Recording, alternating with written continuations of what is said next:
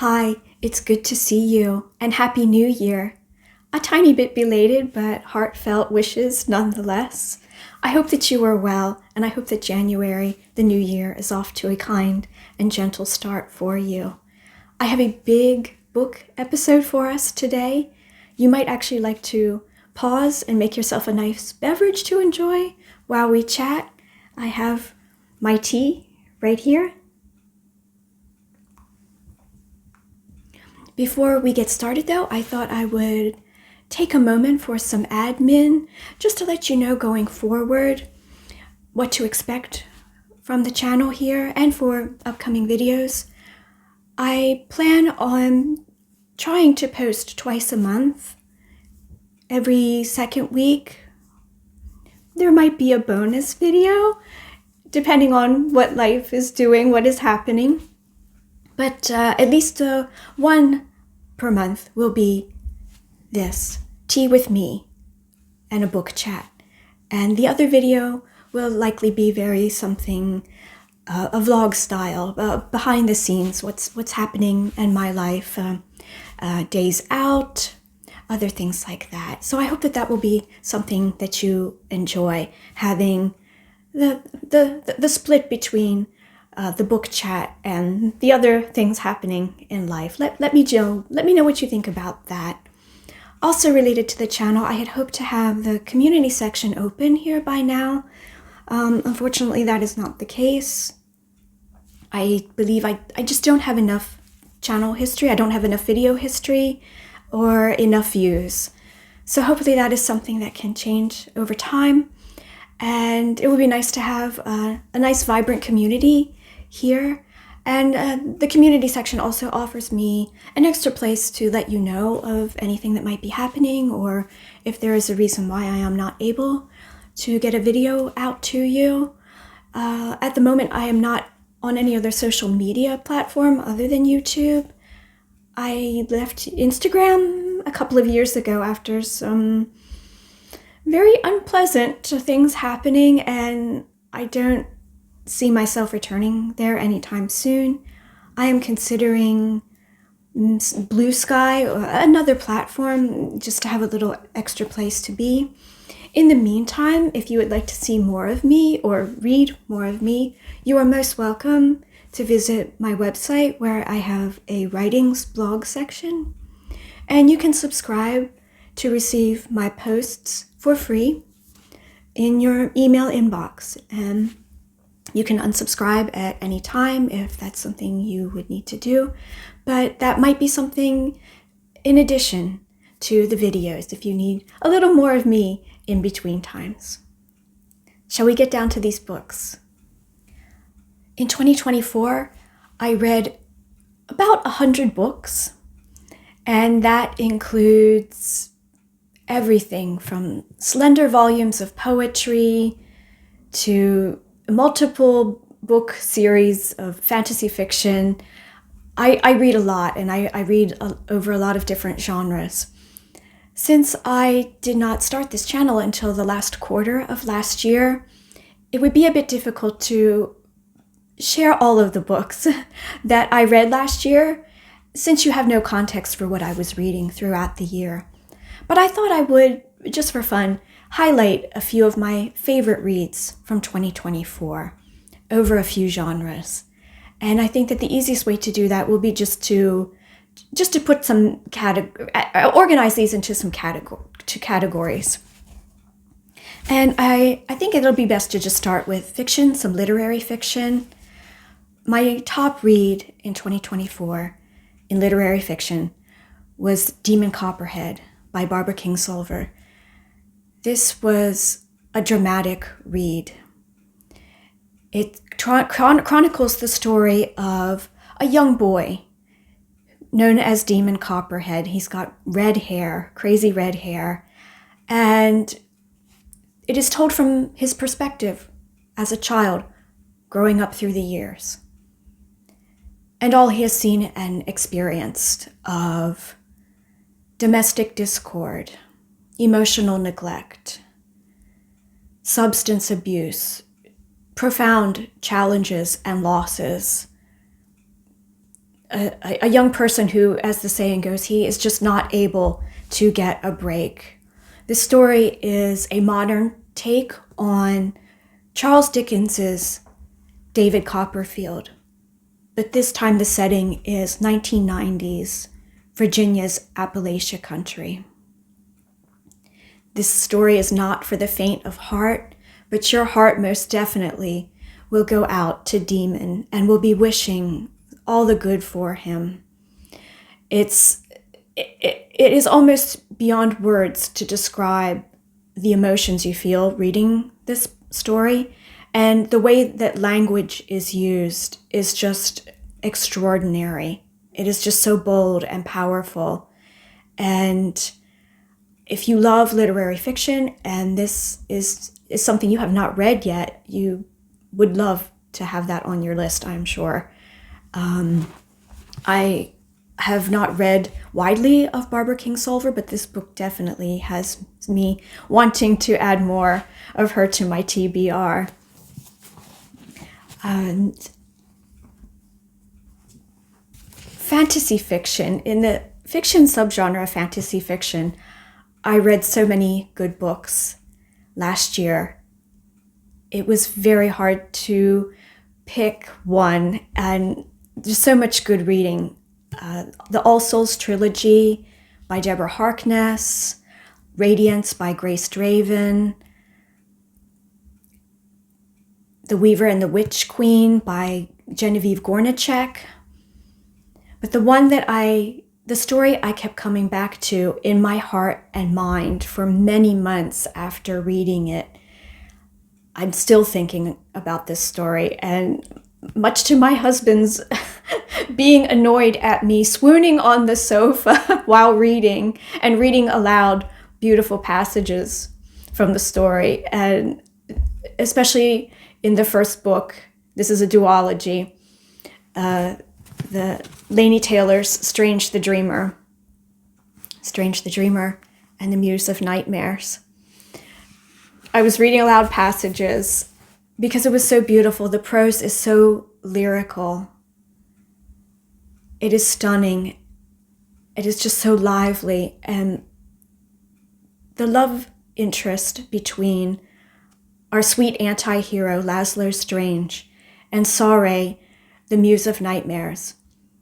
It's just exquisite how it plays out through dream sequences, especially in the first book. I won't give too many spoilers. It's just so lovely. And we need the loveliness because there is a lot of deep things happening throughout the course of the story. And there is an element of mystery. Not so much the whodunit style of mystery, but mystery, wondering. And it revolves around an ancient place that was lost or seemingly lost. And our hero, Laszlo, seems to know a lot about it. I highly recommend this duology. It will stay with you for a long time. I know that some were more praiseworthy of the first book compared to the second, but you need both of them. The first book really sets the stage for everything and holds all that sweetness we're going to need to get through to the end. And The Muse of Nightmares, the second book, answers a lot of the questions that we have while we're reading the first one. So I can highly recommend this for fantasy fiction. Moving on to some poetry. That was also a very difficult choice for me, but a real standout was Ocean Vuong's Time as a Mother. I believe that was his second poetry collection. And it's such a poignant collection of poems as he dealt with the passing of his mother, the death of his mother, and living that grief, finding words while living that grief, trying to find a way back to living and even happiness in the midst of that grief. The language is just very bold and captivating, and I look very much forward to reading more from this author. one of my favorite poems was, it was it was a really emotional read because it was based on Amazon receipts, his mother's purchases over the course of a year through Amazon, and how through the course of a year so much can change, from the purchases being normal everyday items, even buying gifts for people, cards, treats, to health aids, medical supplies, and medicines until sadly she passed away. And there were many poems that had that quality, just being in the depths of grief, and grief is a part of life, and how we face it with as much grace as we possibly can. I think,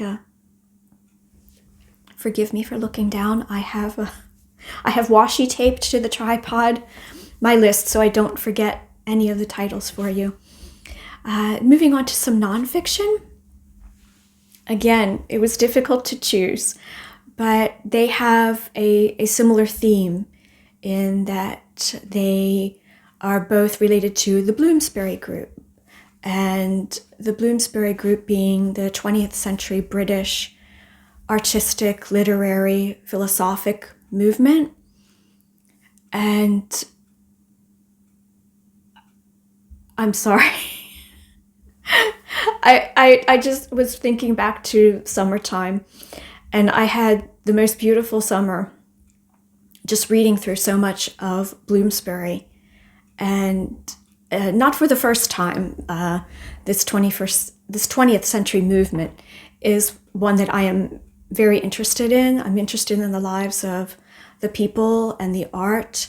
And one of the books that I hadn't encountered before was the Bloomsbury Cookbook, compiled by Jans Ondaatje Rolls. I'm sorry, I don't speak Dutch the best I can.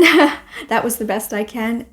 And as it suggests, the title suggests, it is a compilation of recipes, but it is so much more than recipes.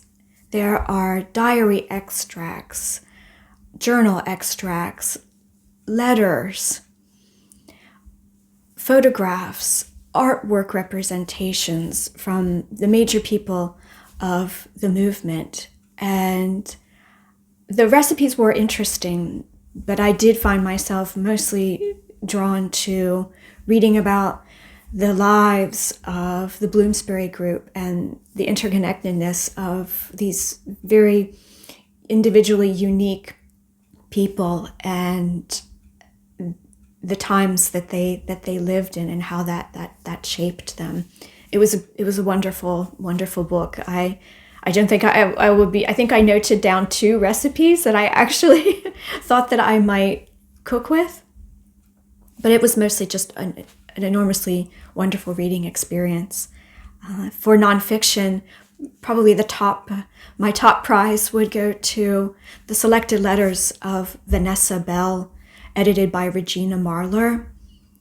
Vanessa Bell is my favorite among the visual artists of the Bloomsbury group.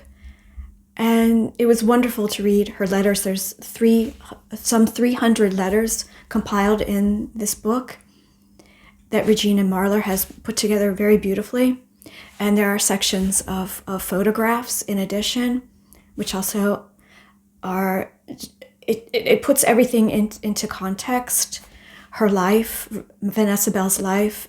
And I found that she was a great writer. She had such a way with words, uniquely her own, but I would say she was equal to her sister Virginia Woolf in use of language, unique use of language, and she had a very charming way of communicating.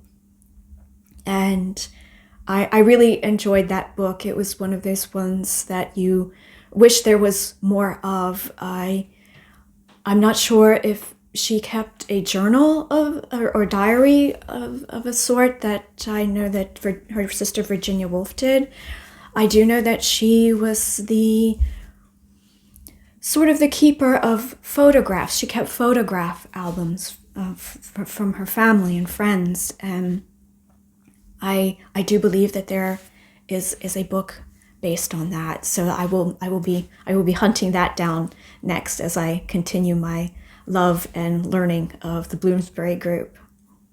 For just a bit of fun, later last year, I began dipping into manga and graphic novels and just having a good time with illustrated works. And I began the series Spy Family by Tatsuya Endo, and this is the second book. I just finished the second book, and it is just a lot of fun.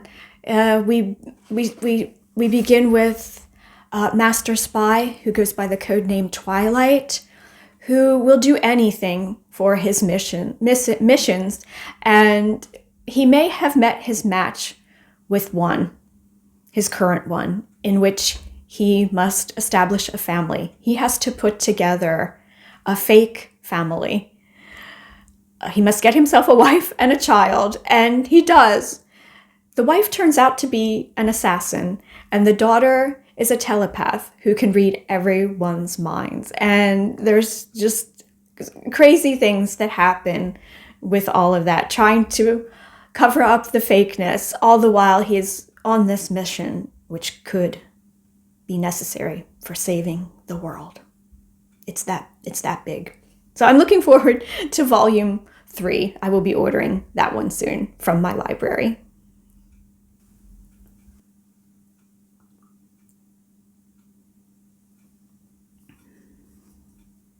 What's in your cup? I hope you have a good drink to share with me. I have a Ceylon breakfast tea, which is one of my favorite black teas. It's really good tea. If you need a refill, I don't mind if you pause. I'll be right here waiting for you. You'll maybe have noticed that I read a big mix of old books and new books, more current books, everything in between. I think that the oldest one I have is right in my hand right now. And this is Stations of the Sun by University of Bristol in the UK, Professor Ronald Hutton. This is a book from the library, and I believe there was probably a cover here, but no, it is not now. So it looks not very exciting. There is a section of pictures, black and white though. This book, I believe, was first published in 1996. Stations of the Sun. This is a historical account of the history of the ritual year in Britain. And this is much more than what might at a glance seem like an account of pagan practices or a navigation of the wheel of the year. It is much more than that, because this could also be entitled Stations of the Sun, S-O-N, because we negotiate through Christian practices and holidays and them living side by side with festival times throughout the year. And this is a historic look at the festival times through the calendar year.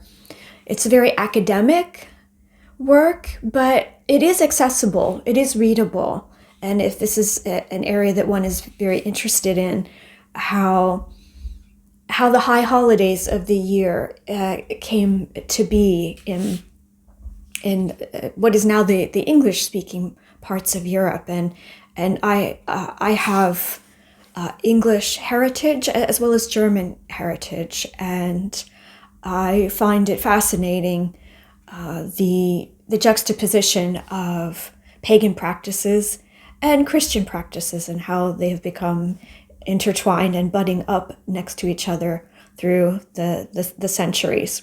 So that interests me very much. But it is very readable if you are interested in holidays from a historical perspective. I can recommend this. The author has written other books as well, and I will look forward to checking those out. This begins in winter, so it was very timely to have this particular book to read now, and I am just finishing this one up.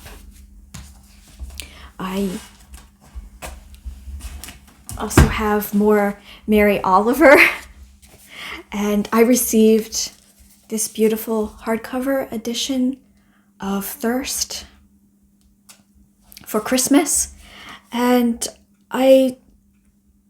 this is a very special collection, as the poems come out of Mary Oliver grieving the loss of her partner of many decades and other losses, and her encounters with faith, and grief and faith both being parts of life, parts of our experience, part of the creative process even.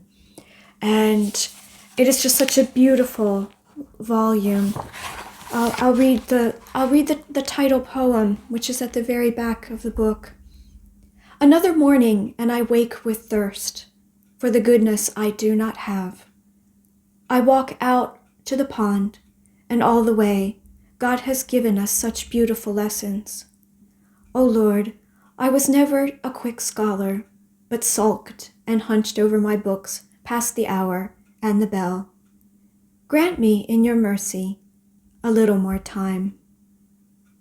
Love for the earth and love for you, having such a long conversation in my heart. Who knows what will finally happen or where I will be sent? Yet already I have given a great many things away, expecting to be told to pack everything, except the prayers, which with this thirst I am slowly learning. With this thirst I am slowly learning. Aren't we all?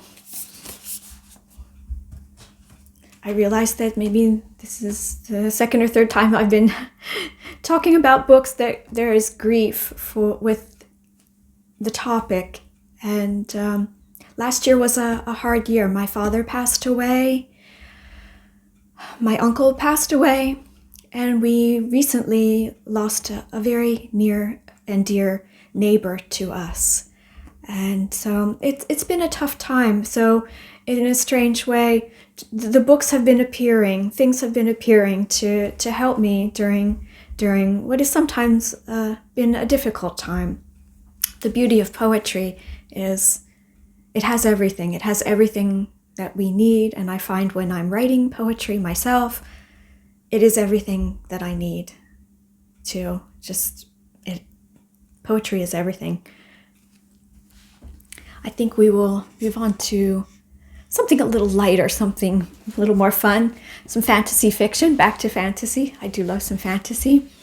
And I have just finished reading The Keeper of Night by Kylie Lee Baker.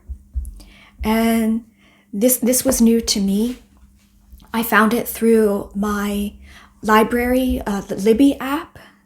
I sometimes read digitally through my library app, and this was one of them that I just recently discovered. The Keeper of Night. This follows the story of Ren Scarborough. She is half British Reaper, half Japanese Shinigami, and she lives in a place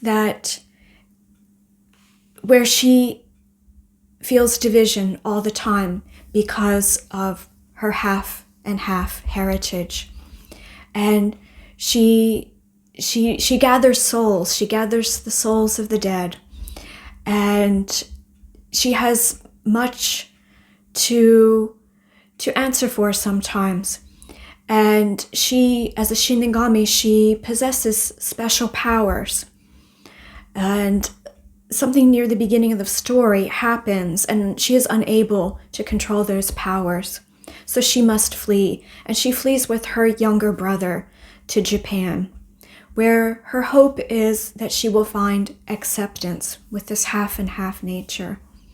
But she discovers that it is just as difficult in a new place, even though that place is supposed to be half her home. And this is just really chronicling her through she has been a reaper, a collector of souls for centuries, but there is still so much to constantly learn, and there's many choices that she has to make, and we wonder why she is making some of these choices. It's a bit of a heavy book at times because we are dealing with death and some of the profound moments at the end of life. There is a second book, and I have yet to start that one, but I very much look forward to continuing Ren's journey and see how that will be for her. Another fantasy fiction read that I just finished lately was Traitor by Melissa Cave. And this author was also new to me. We follow Rhyme, I hope I'm pronouncing that correctly, Rhyme Grimjaw, who at the beginning of the story is being knighted by the emperor that he serves under. He is a military man and under the command of the emperor. And with each military mission the commander gives him, it is really almost a suicide mission. But Rhyme comes through every time in glory, much to the discomfiture of the emperor. And he is given one more mission that surely he will not make it through. But he is a strong man, is Rhyme, and he makes a sort of deal with the emperor that if he conquers this land, he gets to keep it. And along with it, the emperor's daughter will be his bride. And she is a young woman, about 18, I think. Her name is Ophel, and she does not know of this plan. And Rhyme and his gang of men come to fetch her, and it is not a meet cute. It is not a meet cute at all. But in the end, they do get married. Beautiful ceremony. It is very lovely. And how difficult that is in an arranged marriage. This is set in a medieval time period. And the details are really well done. Some nice world building in parts of the story. I think I would have liked even more world building. I hope that there will be in the second book. There will be a second book.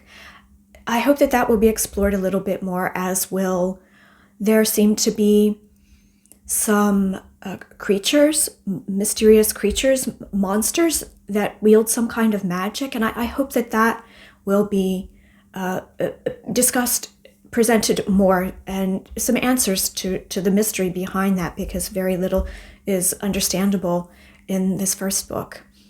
But Rhyme and Ophel have a very rocky start, and it is very humorous at times. It is also we wonder how can this be happening, and Rhyme he's a military man. He's out in the field, he's fighting. He doesn't know what a woman needs, and he has conquered this territory, and he wishes to create his own kingdom, essentially building from the dust of war a great kingdom. And over time, we get to see a glimpse of that maybe he and Ophel are coming together to be a source of new beginning for this place that has been ravaged and people ravaged by war. And it was a lot of fun, their relationship building as the story progressed. And there are a few very detailed sex scenes in this story, and I would give this book a 4 chili rating out of 5 chilies for the spice level. So it was fun. They came to some understanding in different ways beyond just talking, Ophel and Ryan. But there will be a second book. I believe it will be released in April with the title Stardust Child. So the story will continue. I'm not sure how much more beyond that, if this will be a trilogy or more. I hope so. I did enjoy this story a lot and the direction it was taking in the medieval time period. And I would like to see more how the relationship progresses over time by our hero and heroine. Keeping a little bit more in the fantasy genre. I know this is a little heavy on the fantasy, but during December, I'm still working on this one. Jonathan Strange and Mr. Norrell by Susanna Clarke. Beautiful Bloomsbury Modern Classics edition. Beautiful cover. That is gorgeous. This is a book of magic. Magic features as the big thing in this story, and it focuses on 1800s England in the UK during the Napoleonic Wars, and two magicians, Mr. Norrell and Jonathan Strange, that have very different personalities and very different ways, and they form a meeting, a collaboration, but very soon personalities clash, and with the aim of bringing magic that seems to have been lost back to England. And because of their clash of personalities, things go very wrong. They have detrimental results for England, for France, for Europe. And I'm still reading this, so I am not at the very end. And you can see that this is a lovely big brick of a book. So it's taking me a while as I'm chipping away at it. I think there's 1,000 pages here. But I'm enjoying this very much. The writing style is very unique, and Susanna Clarke has done a wonderful job with a very Dickensian way of writing that is uniquely hers. But it's very fun because there are lots of footnotes scattered throughout the book. They're fake, and she has created them all. This world that she has created is very rich, very, very detailed, and I'm enjoying it a lot. It reads rather slow because it has a very old-fashioned flair, and she has used words with a very old-fashioned way, a very old-fashioned spelling.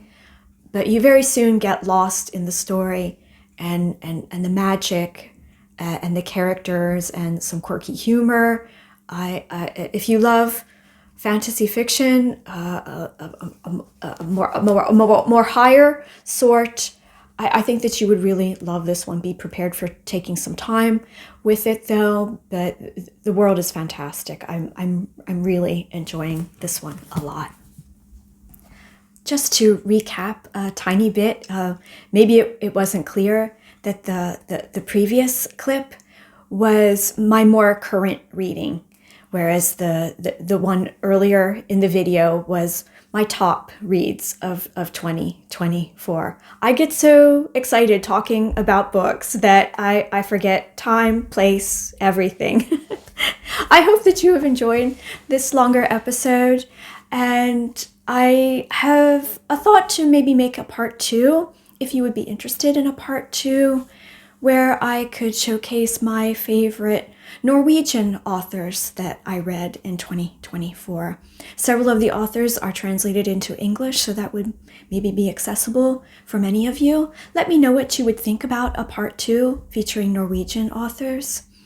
And also let me know what was your favorite read during 2024, or many reads. Please share. I know that we would all love to hear what everyone's been reading.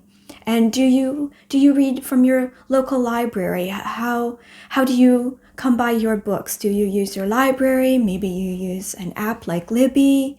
Do you do digital, hard copy books? Please share all your thoughts and any recommendations in the comments below.